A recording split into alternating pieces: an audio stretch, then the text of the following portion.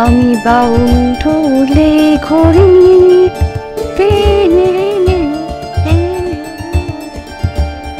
ঘুরি আমরা সবাই পছন্দ করি ঘুরতে, আর জায়গাটা যদি হয় ভূস্বর্গ তাহলে তা হবে সাক্ষাৎ স্বপ্নকে ছুঁয়ে দেখা। কিন্তু ওই যে ঘড়ির সুতো বাঁধা থাকে লাটাইতে, বাদ সাথে খরচ ছুটি, আমরা যে মধ্যবিত্ত। আসুন কম খরচে ছুঁয়ে দেখি কাশ্মীরের অপরূপ সৌন্দর্য, হোটেল আর গাড়ির সাথে কম্প্রোমাইজ না করে। পুরো জার্নিটাকে আমরা দুটো ভাগে ভাগ করেছি, একটি শ্রীনগর, অপরটি পেহেলগাম। থাকবে সমস্ত খুঁটিনাটি তথ্য, খরচ এবং অবশ্যই কিছু প্রয়োজনীয় টিপস, যা ভীষণভাবে মাথায় রাখতে হবে কাশ্মীরে বেড়াতে গেলে। আমাদের ট্রেন ছিল জম্মু তাওয়াই। পৌঁছানোর সময় সকাল 8:50 হলেও আমরা পৌঁছই 9:30 নাগাদ। অক্টোবর মাস, সকালের দিকে বেশ এক পশলা বৃষ্টি হওয়ায় ঠান্ডা যেন সূচ ফোটানো শুরু করেছে। শুধু এটুকুই জানিয়ে রাখবো, কাশ্মীরে প্রিপেড সিম অচল, তাই পোস্টপেড নিয়ে যাবেন অথবা এয়ারপোর্ট বা জম্মু স্টেশনের বাইরে থেকে প্রিপেড সিম নিয়ে নেবেন। দাম 150 টাকা। এখানে জিও, এয়ারটেল এবং বিএসএনএল এর নেটওয়ার্ক ভালো। গুগল ম্যাপে সময় 6 ঘন্টার আশেপাশে দেখালেও আসলে পুরোটাই নির্ভর করে রাস্তার কন্ডিশনের উপর। রাস্তা ভীষণই ভালো। শুধু রামবান থেকে বানিহাল পর্যন্ত 44 কিলোমিটার রাস্তায় কাজ হচ্ছে বলে জ্যাম হয়ে যায় হামেশাই। কপাল খারাপ থাকলে শ্রীনগর পৌঁছতে 12 ঘন্টাও লেগে যেতে পারে।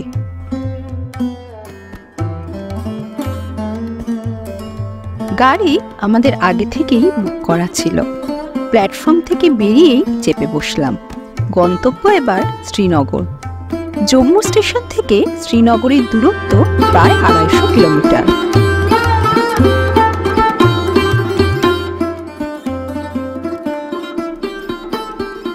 একদম নতুন ইনোভা গাড়ি, 7 জন আরামসে বসা যায়।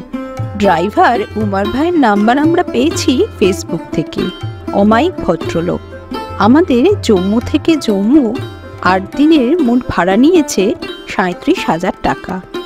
এর মধ্যে পেহেলগামের লোকাল সাইট সিনের জন্য যে আলাদা গাড়ি করতে হয় তাও এর মধ্যে ইনক্লুডেড।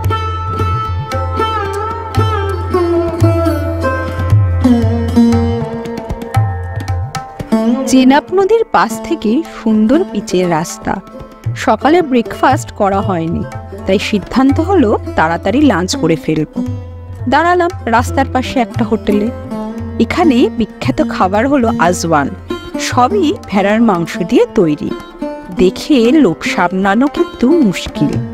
স্বাদ অসাধারণ। কাশ্মীরে এলে আজওয়ান কিন্তু মাস্ট। দাম প্রতি প্লেট 100 টাকা।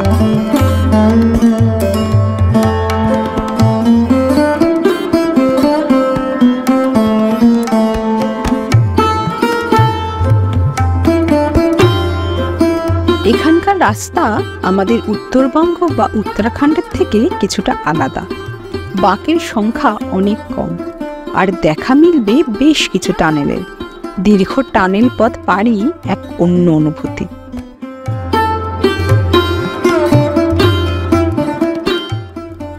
শ্রীনগর পৌঁছতে দুপুর গড়িয়ে বিকেল হয়ে গেল। ডাল লেকের পাশের এক হোটেলে উঠলাম আমরা। ভাড়া 1000 টাকা প্রতিদিন। হোটেলের বিস্তারিত ভিডিওর লিংক রইল ডেসক্রিপশনে। একটু রেস্ট নিয়ে বিকেলে চা খেয়ে বেরিয়ে পড়লাম আশপাশটা একটু ঘুরে দেখতে। একটা অটো ধরে চললাম মার্কেটের দিকে। ভাড়া পড়ল 100 টাকা। একটা দোকানে ঢুকলাম, কাশ্মীর ভ্যালি এম্পোরিয়াম। রকমারি চুড়িদার শালের বিরাট সম্ভার। 100 টাকা থেকে শুরু।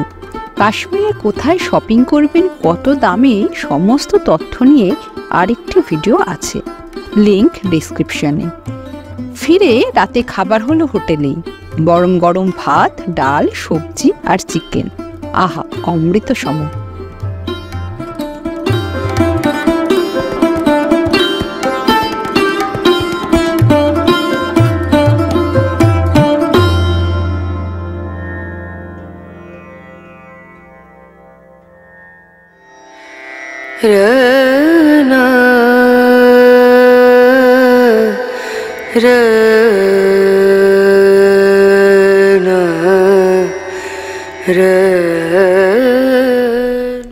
পিছনে যা এসেছ ফেলে, থাক না সেসব পড়ে, দুঃখ ব্যথা হতাশা যত, যাক সেসব চলো তোরে।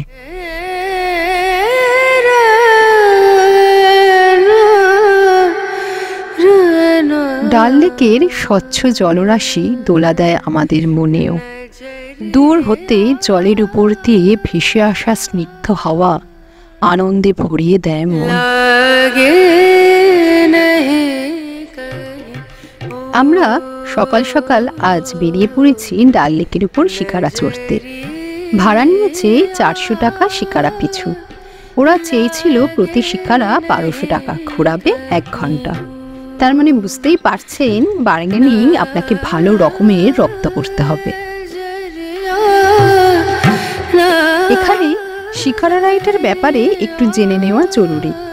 ডাল লেকের বিভিন্ন ঘাট থেকে শিকারা রাইড হয়। ঘাট শুরু হয় একদম এই প্রান্ত থেকে এবং রোড বরাবর পরপর ঘাট রয়েছে। এখানে শিকারার ভাড়া করে আপনি এই অংশে ঘুরতে পারেন। যেমন দেখছেন, এখানে লেক সংকীর্ণ, ভিউ তেমন ভালো নয়।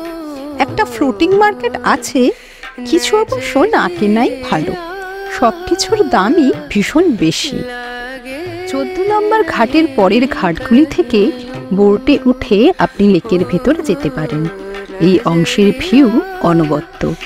যেমন আমরা গেছিলাম 17 নম্বর ঘাট থেকে, কিন্তু শিকারার মালিক চেষ্টা করবে আপনাকে ফ্লোটিং মার্কেটের দিকে নিয়ে যাওয়ার। এমনকি বলবে আপনি যেই টাইমটা মার্কেটে থাকবেন তার সময় কাউন্ট হবে না, কারণ আপনি যাই কিনবেন তাতেই ওদের কমিশন থাকবে। यहाँ का famous tea almond, walnut, cashew nut, Honey इसमें आ रहा है। ऊपर से उसको कप में डालते हैं, ऊपर से इसको डालते हैं ड्राई फ्रूट और हनी और रोज। যখন আপনি শিকারা চড়বেন, ছোট ছোট নৌকা আসবে তাদের পসরা সাজিয়ে।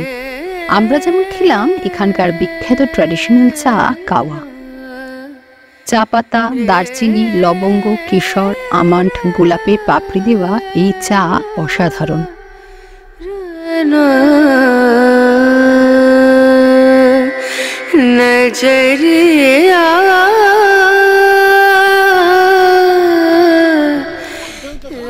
অসাধারণ খেতে। কাশ্মীরে যদি আসা হয়, যদি ডাল লেকে চড়া হয়, তো অবশ্যই আপনাকে কাওয়া খেতেই হবে। এই ডাল লেকে চড়তে চড়তে কাওয়া খাওয়ার মজা যে কি, যে না খেয়েছে সে কোনোদিনও বুঝতে পারবে না।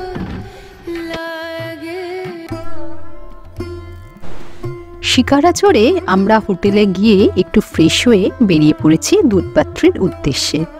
শ্রীনগর থেকে প্রায় 40 কিলোমিটার দূরে, সময় লাগে 2 ঘন্টা। আমরা এসেছি অক্টোবর মাসের পুজোর ছুটিতে। এখানেই প্রথম দেখা পেলাম আপেলের, একদম গাছ ভর্তি, আর দেখে আমাদের হাসি একবারে মুখ ভর্তি।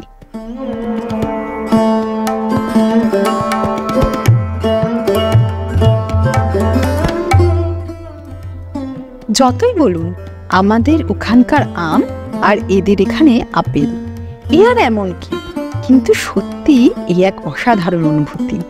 গাছ জুড়ে থরে থরে হয়ে আছে আপেল, কি মিষ্টি রং আর কি তার স্বাদ। যত খুশি খাও, কোনো সমস্যা নেই, এমনকি নিজে হাতে ছিঁড়েও। শুধু নিয়ে গেলে দাম দিতে হবে, কেজি প্রতি 100 টাকা।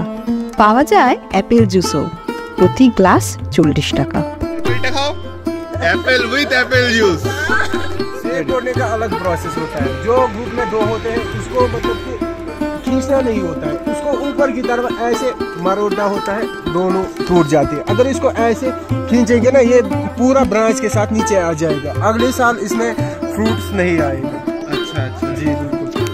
जहाँ पे एक सेब होगा ना, यहाँ पे एक सेब, हाँ ये एक सेब है, इसको ऐसे मरोड़ना होता है ताकि ये आराम से टूटे। অনেকক্ষণ থেকে গেলাম এখানে। এক এক ঋতুতে কাশ্মীর এক এক রকম। এখন সব দিক গাঢ় সবুজ, মার্চ এপ্রিলে আবার তুষার শুভ্র, যেন এ বলে আমায় দেখ আর ও বলে আমায়। আমরা টিউলিপ পাইনি, কিন্তু যা দেখেছি তাহারও তুলনা নেই।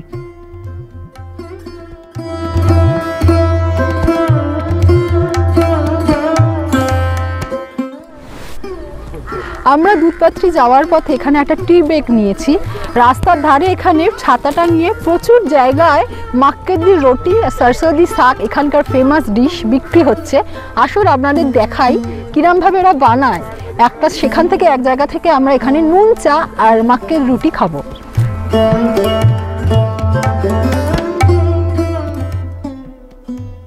পাঞ্জাবের বিখ্যাত খাবার পাহাড় পাড়ি দিয়ে কাশ্মীরেও পৌঁছে গেছে।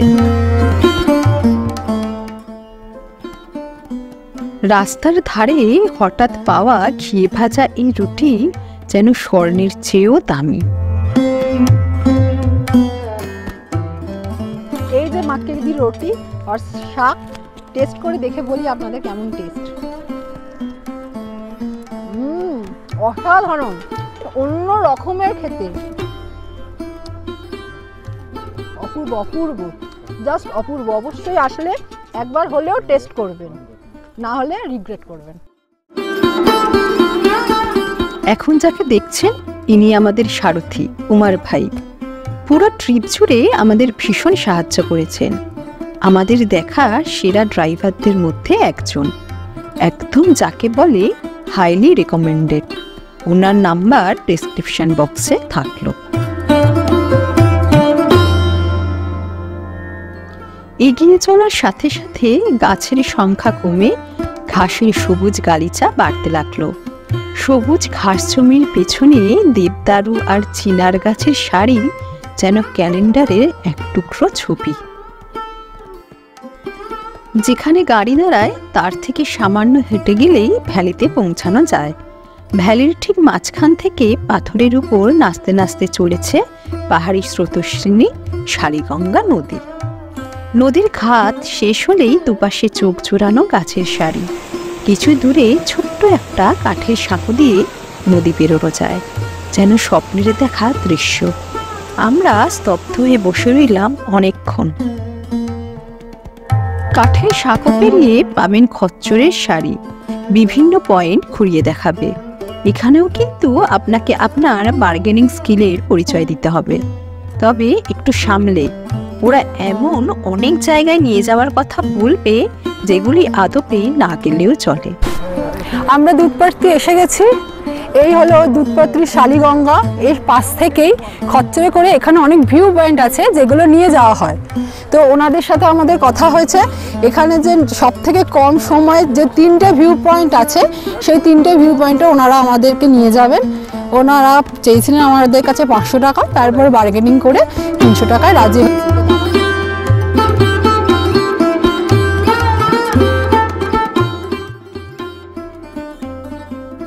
আমরা খচ্চরে চেপে বসলাম। প্রথমে একটু অদ্ভুত লাগলেও পরে দিব্যি লাগলো। পাহাড়ি পায়ে চলা পথ বেয়ে তত্তর করে উঠতে লাগলাম উপরে। আমরা ভয়ঙ্কর রাস্তা দিয়ে ওপরের দিকে চলেছি। জীবনে প্রথমবার খচ্চর চড়া, আর মনে হচ্ছে খচ্চর চড়া খুব টাফ।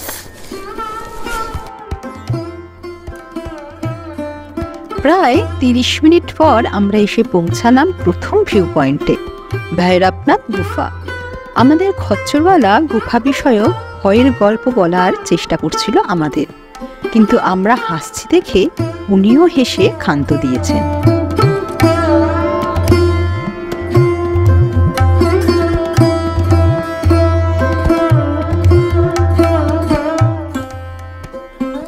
আমরা খাড়া রাস্তা বেয়ে ক্রমশ উপরে উঠে যেতে লাগলাম। ভাড়া রাস্তায় পাথুরে পথ পেয়ে খচ্চরে যাওয়া কিন্তু বেশ মজাদার অভিজ্ঞতা।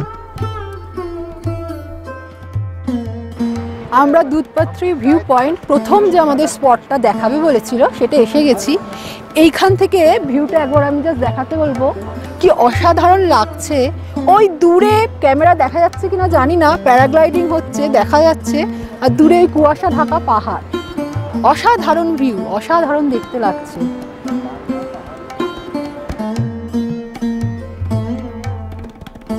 পাহাড়ের একদম মাথায় ভিউ পয়েন্ট, গাছের ফাঁক দিয়ে দূরের দৃশ্য সত্যি নৈসর্গিক। আমরা অনেকক্ষণ সময় কাটালাম। দূরে পাহাড় পর্যন্ত বিস্তৃত সবুজ গালিচা, যেন মনে হয় একজোড়া ডানা থাকলে ঠিক উড়ে যেতাম।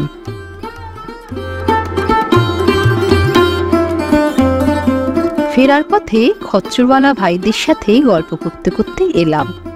ওরা থাকে সামনের গ্রামে। খচ্চরগুলো ওদের নয়, ভাড়ায় আনা। আমাদের বলল যখন বরফ পড়বে আবার আসতে, তখন প্রকৃতি থাকে অন্য রূপে। পুরো কাশ্মীর জুড়েই ইউনিক খাবারে ছড়াছড়ি, তাই আমরা যাই দেখি ইচ্ছে করে একটু খেয়ে দেখি। খুব সুন্দর খেতে, অন্যরকম টেস্টটা। ঠিক সিদ্ধ ছোলা রুটির সাথে যেরকম একটা টেস্ট আসে, হালকা ঝাল ঝাল, ঠিক সেরকম একটা টেস্ট।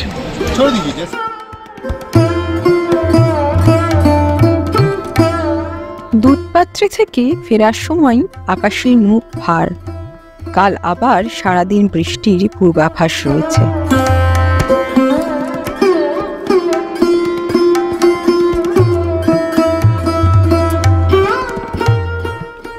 সন্ধ্যের থেকে আবার বেরিয়ে পড়লাম। ইচ্ছে ডাল লেকের আশপাশ পায়ে হেঁটে ঘোরা, টুকিটাকি শপিং আর অবশ্যই খাওয়া দাওয়া।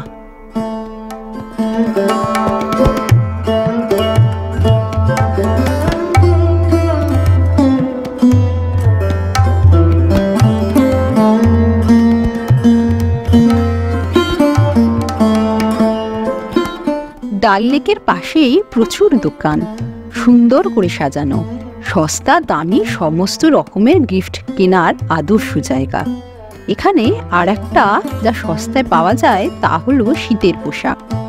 এই জ্যাকেটটা চেয়েছিল 4000 টাকা, শেষমেশ রফা হলো 1200-তে। ঠকেছি কি জিতেছি জানি না, কিন্তু আমার খুবই পছন্দ হয়েছে।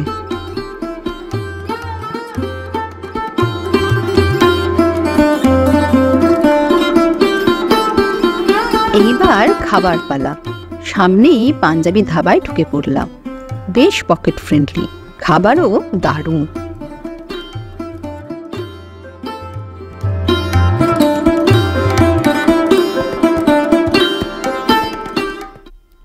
সকাল থেকেই বৃষ্টি, সাথে মন খারাপ। আজ আমাদের লোকাল সাইট সিন করার দিন। ঠিক হয় বৃষ্টিতে ভিজেই দেখা হবে সব, অতএব ছাতা নিয়ে বেরিয়ে পড়া। বৃষ্টিও যেন আমাদের জেদ দেখে মাঝে মাঝে বিরতি নিতে বাধ্য হলো।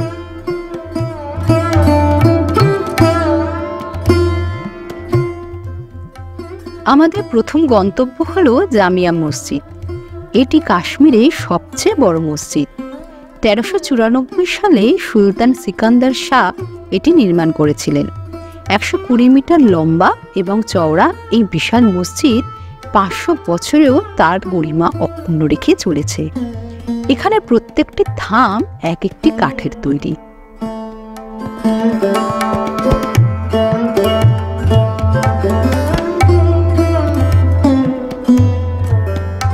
পুরো মসজিদটির মাঝখানে এক টুকরো বাগান, মাঝে একটা ফোয়ারা আর সবুজ ঘাস। সব মিলিয়ে যেন ইতিহাসের পাতা বেয়ে অতীতে ফিরে যাওয়া।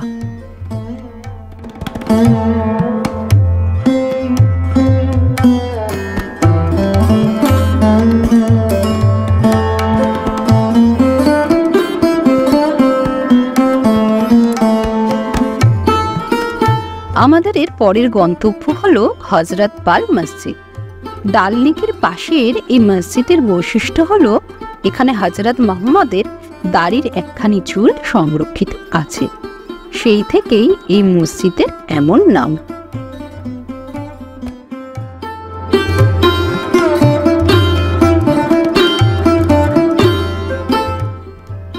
তবে এখানে মসজিদের মূল অংশে মেয়েদের প্রবেশাধিকার নেই।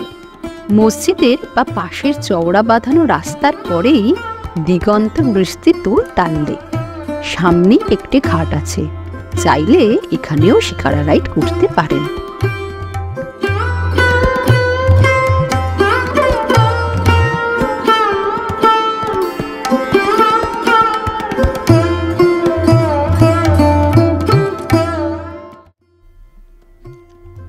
বাইরে ঝেঁপে বৃষ্টি হচ্ছিল বলে আমরা মসজিদের সামনেই খাবারের দোকানগুলোতে মনোনিবেশ করলাম।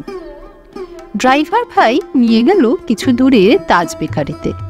চারিদিকে শুধু কুকিজ আর পেস্ট্রি, চাইলে একটা করেও কিনতে পারেন, স্বাদ খুব ভালো।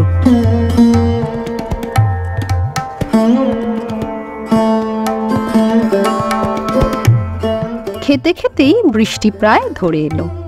আমরা চললাম পরের গন্তব্যে, নিশাদ গার্ডেন। 30 টাকা টিকিট কেটে ঢুকতে হয়।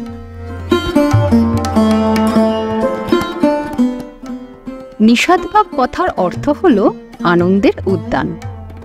বাগানটি সত্যি তার নামকে সার্থক করে তুলেছে।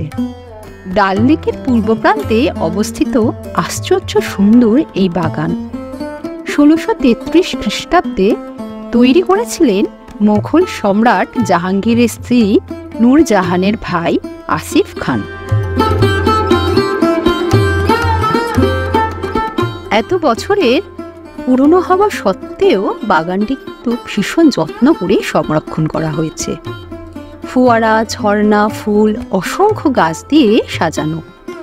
খেয়াল করুন, বাগানটিতে বেশ কিছু ধাপ আছে। ধাপের সংখ্যা মোট 12। এই 12টি আসলে 12টি রাশিচক্রকে নির্দেশ করে। 47 একরের বিশাল এই বাগান আপনার ভালো করে ঘুরতেই প্রায় সারা দিন লেগে যাবে। বাগান দেখা শেষ হতে না হতেই তুমুল বৃষ্টি, বিরামহীন। বুঝলাম আর ঘোরা যাবে না আজকে। তখনও জানতাম না যে এই বৃষ্টি দারুণ আশীর্বাদ হয়ে উঠবে আমাদের জন্য। আমরা এখন চলে এসেছি নিশাদ গার্ডেনের একদম ডান দিকে। অ্যাকচুয়ালি এসেছিলাম এখানে টয়লেট করতে, এসে গিয়ে পেয়ে গেলাম এই সোনার খনি। ইউরোপ, স্কটল্যান্ডে যে ফল দেখে আমরা অভ্যস্ত, অর্থাৎ শীতকালে গাছগুলো থেকে যে পাতা নিচে ঝরে যায়, এখানে আমরা ঠিক তাই দেখতে পাচ্ছি। আজকের দিনটা বৃষ্টিতে ভেজা, কিন্তু এই দৃশ্য আর বোধহয় কখনো দেখা হবে না। আচ্ছা, লিস্টে দেখে নিন কি কি ঘোরার আছে শ্রীনগর শহরে। এখানে বলে রাখি, আমরা যেই সময় এসেছি এই সময় টিউলিপ ফোটে না। আপনারা যদি মার্চ বা এপ্রিলে আসেন তবে এটি হবে অবশ্য গন্তব্য। দুপুরে আমরা লাঞ্চ সারলাম ডাল লেকের একদম কাছে একটি বাঙালি রেস্টুরেন্ট সামাদ দরবারে। টেস্ট বেশ ভালো, দামও সাধ্যের মধ্যেই।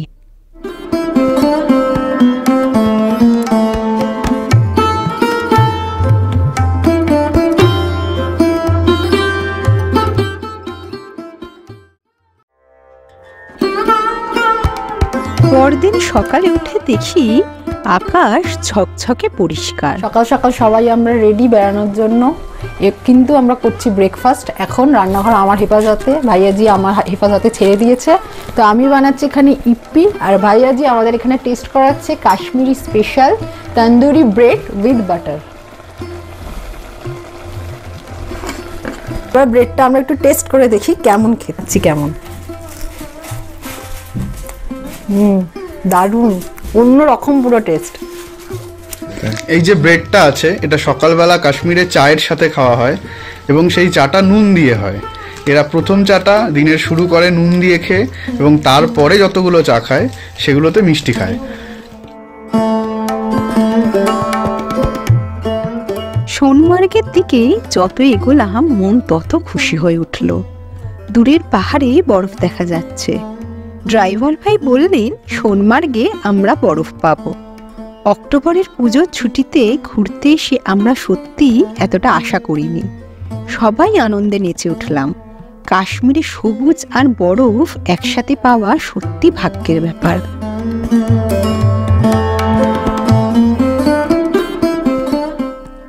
সোনমার্গ শ্রীনগর থেকে প্রায় ৮০ কিলোমিটার দূরে অবস্থিত। সময় লাগে ২.৫ ঘন্টার মতো। সোনমার্গ থেকে আপনি দুটো অপশন পাবেন। একটি খচ্চর ভাড়া করে থিজিওয়াস গ্লেশিয়ার দেখতে যাওয়া এবং অপরটি লোকাল গাড়ি ভাড়া করে জজিলা 0 পয়েন্ট যাওয়া। এখানে ওদের ইউনিয়নের গাড়িই নিতে হবে, আপনার গাড়ি যাবে না। ভাড়া ১০০০ টাকার আশেপাশে।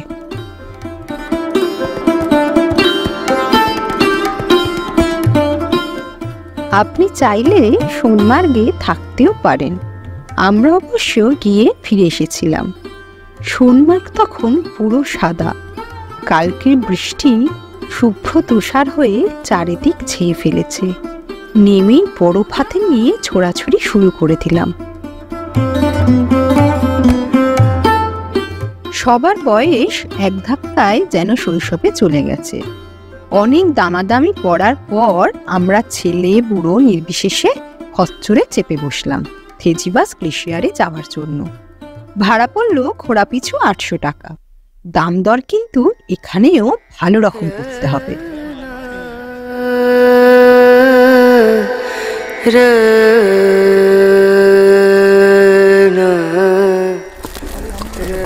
আমরা এখন চলেছি থেজিওয়াস গ্লেশিয়ারের দিকে। কালকে সারা দিনটা আমাদের প্রায় ম্যাচাকার হয়ে গেছে বৃষ্টির জন্য, কিন্তু আমরা জানতাম না যে আমাদের জন্য এত বড় সারপ্রাইজ অপেক্ষা করে আছে। আজকে যখন আমরা সোনমার্গে এসেছি তখন এই দৃশ্য, আহা স্বর্গ। আমাদের গ্রুপে এই যে এনাকে দেখা যাচ্ছে, এনার বয়স ৭৫। দেখুন, প্রথমে অনেক ভয় পাচ্ছিল ঘোড়ায় করে যেতে পারবে কি পারবে না, এখন কিন্তু দিব্যি আছে।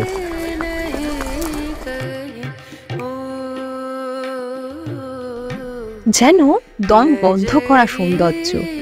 চলার পথের পাশে পাশে চলেছে ছোট্ট পাহাড়ি নদী।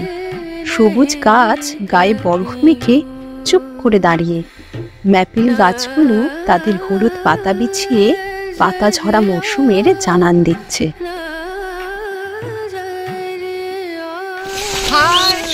আমরা এখন খচ্চরের পিঠে থেজিওয়াস গ্লেশিয়ারের কাছাকাছি এসে গেছি। প্রায় দারুণ লাগছে।